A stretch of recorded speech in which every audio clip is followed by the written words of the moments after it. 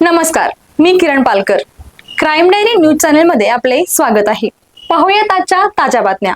इचलकरंजीतील सिद्धार्थनगर काबनूर परिसरात धार्मिक भावना दुखावल्याच्या संशयावरून घरात घुसून तोडफोड केल्याची घटना उघडकीस आली आहे. या प्रकरणी शिवाजीनगर पोलीस ठाणे येथे गुन्हा क्रमांक 117/2026 दाखल करण्यात आला आहे.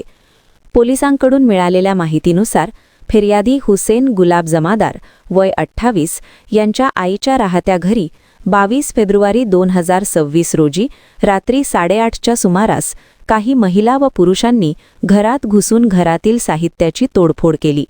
छत्रपती शिवाजी महाराज यांच्याबाबत अपशब्द वापरल्याच्या संशयावरून हा प्रकार घडल्याचे फिर्यादीत नमूद आहे.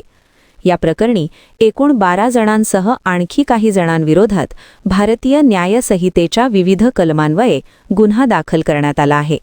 घटनेची माहिती मिळताच वरिष्ठ पोलीस अधिकाऱ्यांनी घटनास्थळी भेट देत पाहणी केली असून पुढील तपास म.स. पोनी परुळे करीत आहेत.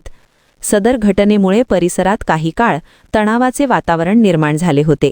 पोलीस प्रशासनाकडून परिस्थिती नियंत्रणात असल्याचे सांगण्यात आले आहे. जर हेडलाईन हवी असेल तर धार्मिक भावना दुखावल्याच्या संशयावरून घरात घुसून तोडफोड, 12 जणांवर गुन्हा दाखल.